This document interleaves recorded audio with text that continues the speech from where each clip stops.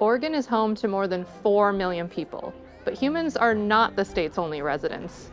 So are many, many pets. My favorite animal that I like to treat the most are goats. I love goats. I tell my husband all the time, just get ready, we're getting goats at some point. He was very low to the ground, very big head, very big ears, so you can't help but turn your head when you see him. Pets are extremely important for a lot of people. She's like a therapy camel for me. All of my animals have been just as important to me as my children. How can you not love pets? Which might show I'm a native Oregonian.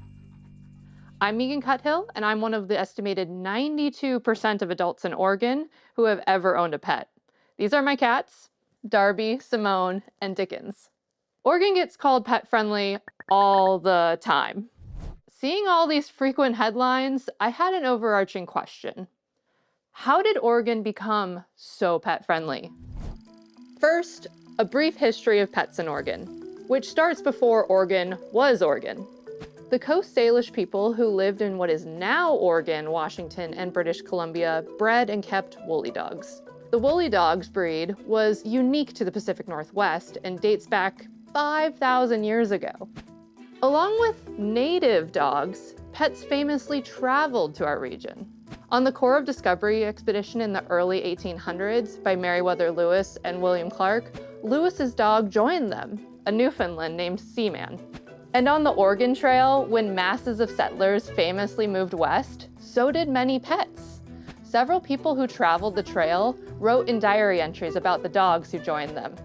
That brings us to Oregon becoming a state in 1859. Less than a decade later, one of the oldest organizations of its kind in the country got its start.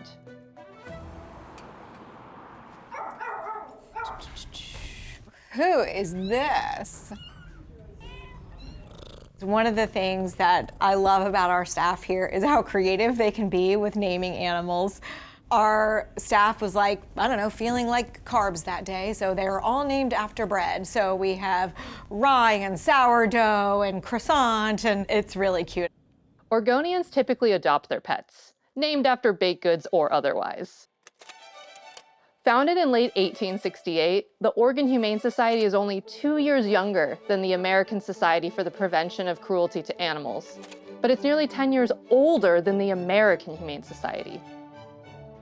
Today, the main OHS campus in Portland includes adoption services, a shelter hospital, a community hospital, and a behavior training and rescue center. Since 2022, OHS also has an expansion campus in Salem. Hi, you're doing so much better. Oh, thank you. I got a kiss. Good job. Very nice. Just seeing them wag their tails is amazing. The little things that make me so happy. So the building we're in right now is a combination of a rescue center and a behavior modification center for dogs and cats. They have no idea how to be pets. They exist in their only world that they've ever known, and that's usually a barren world where there's not enough food, there's not any socialization, there's not a lot of enrichment, all the things we take for granted with our pets, so they have to learn. In 2025, the Oregon Humane Society saw a record 12,000 adoptions. Across the state and beyond, OHS has a network of partners to take in pets.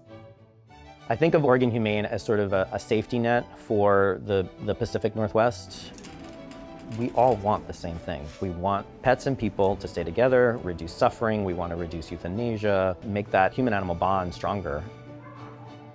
Oregonians don't just own a lot of pets, we like to show them off too.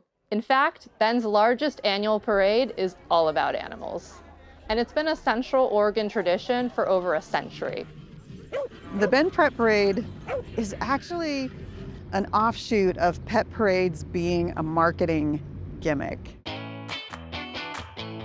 So in 1924 is when we first see it show up in the newspaper. And in 1932 is when we see it become attached to 4th of July. And the parade is just our, absolute open celebration of love of pets. Having our pets with us in those adventures has become part of, modern Bend's lifestyle. We will start as close to 9:30 as we can. from our traffic control team. While Kelly described early iterations of the parade as free-for-alls, in more recent years, some pets have not been allowed. Onion the cat. Yes, we're fighting for Onion's rights. Yeah, I think he would enjoy the right to at least have the option to be in the parade. Would you like to be in the Bend Pet Parade? Bend Parks and Rec encourages cats, rabbits, and aggressive animals be left at home. That's over concern those animals may be flight risks or rile up the thousands of dogs. All right, everybody, welcome to the 2025 Bend Parks and Rec Pet Parade in partnership with the City of Bend. We're so thankful you're here.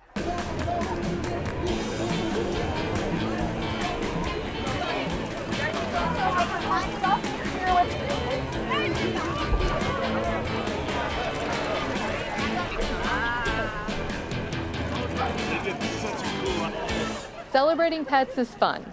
Most of the time, though, pets spend time at home. That's what makes them pets, after all. And pet parenthood sometimes entails taking them to the vet. According to a study of 2020 census data, Oregon has the 8th most employed veterinarians per 100,000 people, the best ranking of Western states. And some vets in Oregon travel all over for house calls. You have tubes? I have tubes. Okay. Goodness, on a given day, I would say we travel maybe 200 miles round trip. I can help mama goat give birth and then, say goodbye to somebody's 18-year-old kitty cat. Dr. Beeman works for Northwest Mobile Vet. She tends to many types of animals over a wide radius. Oh, you caught one. We like to look at their comb, how red it is, the fact that it's standing upright. Look at their eyes. I remember being mind blown this was somebody's job. I get to see parts of the state. It's just amazing what people can do, even in the city, with like backyard goats and pigs. For me, being a Black woman in this profession is super important. I didn't see a Black veterinarian until I was like 18 years old. It brings me joy to see kids like, oh my goodness, that's a veterinarian. She's a Black woman. I can do this. I can do this when I grow up. Beautiful. While play and care are the main parts of pet ownership, there can be tough times too. Sometimes pets go missing. And the arguably most famous movie about lost pets was actually filmed in Oregon. I'm talking about the tearjerker Homeward Bound, The Incredible Journey. The 1993 movie, a standout in my childhood, follows the story of Shadow, Sassy, and Chance, who look to reunite with their family in San Francisco. Their adventure takes them through the thick forested mountains of the Sierra Nevada. That scenery was in fact the Wallowas in Eastern Oregon. While that movie has tugged at heartstrings for decades, pets in present-day Eastern Oregon need help. Meet an animal advocate who's spent 14 years of her free time connecting thousands of people and pets. With no experience with Facebook whatsoever, I just sat down one day and said, I'm just gonna start a pet group. And so I just did it. And it just grew to be bigger than I could ever have imagined it would be. The Eastern Oregon Pet Lovers Facebook group has about 40,000 members. That's more people than the populations of Grant, Harney, Baker, and Lowawa counties combined. And the group is very active with posts, from pets looking for homes to sharing resources. The community spirit of Eastern Oregon and all of Oregon is amazing. They will step up and help in any way they can. Whether it's fostering, donating to these vet clinics for these animals that are in dire need of vet care. Kim is the woman behind Eastern Oregon Pet Lovers, but she partners with many other people and small rescues like Hope for Paws in Grant County. The small rescues really need our help. The majority of them are simply run by foster homes. They don't have an actual building to take care of the animals. Kim and her network see many harder situations for pets, including neglect. While Oregon is very pet-friendly, it's not perfect. The one I'm walking today is not in very good shape at all. He wasn't fed.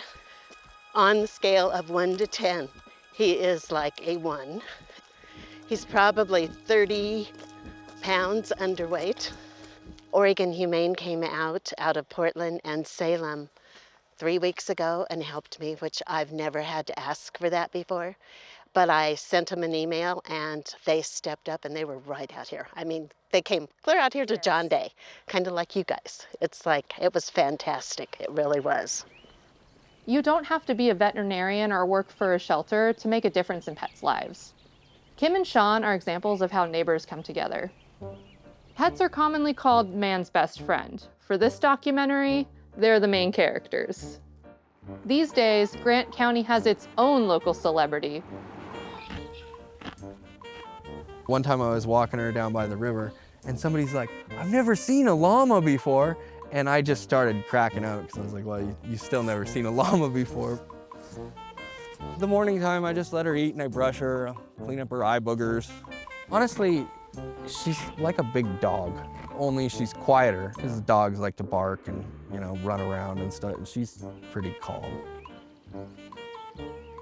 I walk her twice a week all through town, and every time we go, she meets a bunch of new people. She does actually sometimes try and snag people's cell phones when we're taking pictures of her, though. Hilde has an Instagram. It's Hilde the Camel. I don't talk to strangers very much, and she is just an amazing icebreaker.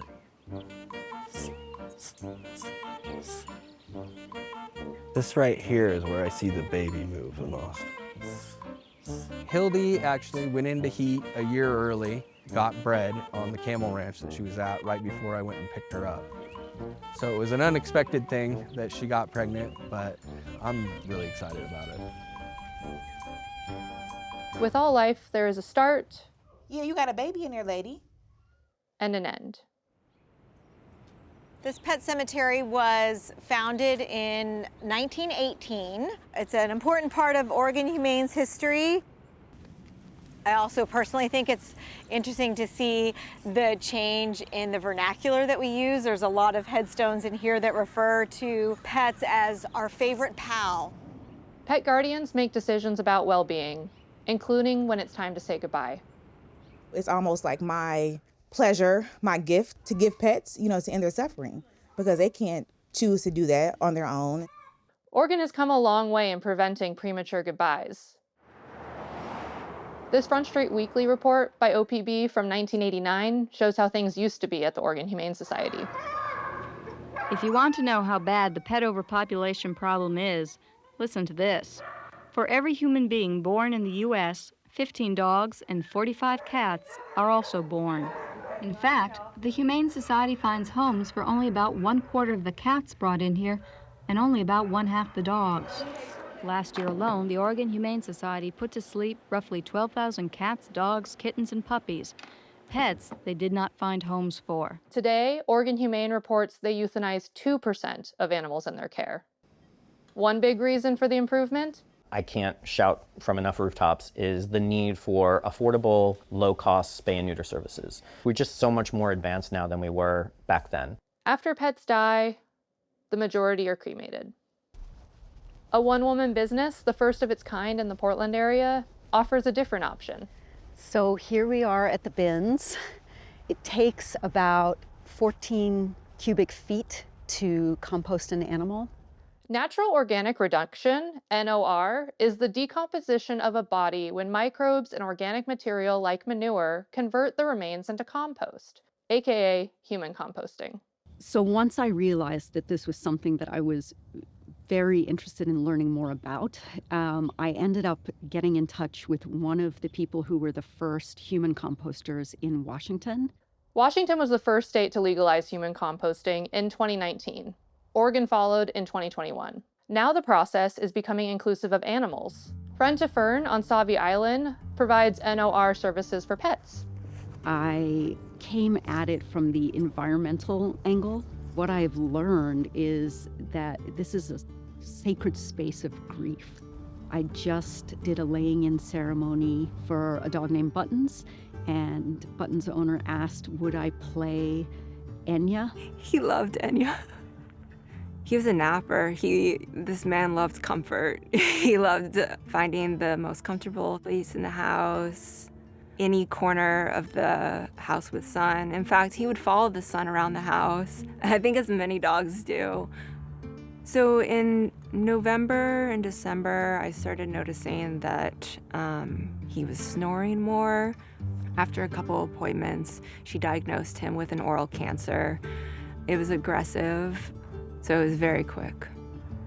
And we had a tremendously, just amazing last 2.5 weeks together. I promised him that when he got sick that he wouldn't have to tell me twice, that I would listen the first time he told me. And so we laid him in the ground. We put little chamomile flowers behind his head. I tucked a couple strands of my hair behind his head so that I would always be the closest thing to him.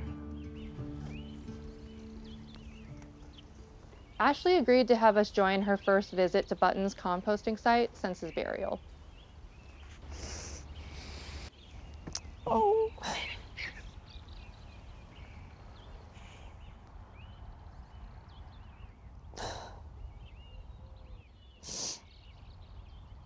I loved caring for him in his life, and I still love caring for him in his death.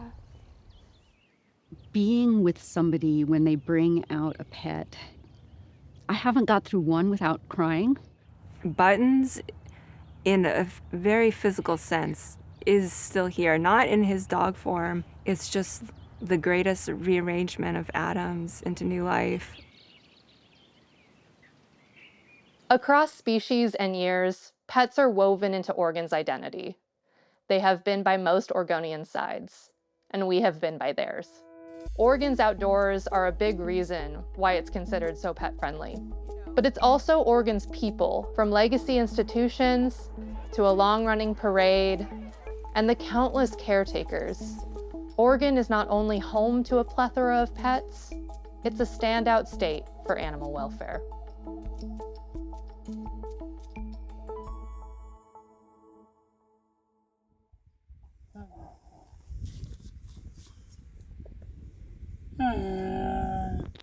This is really impressive. This right here is where Cora was born. Hilde decided to bring her back up here.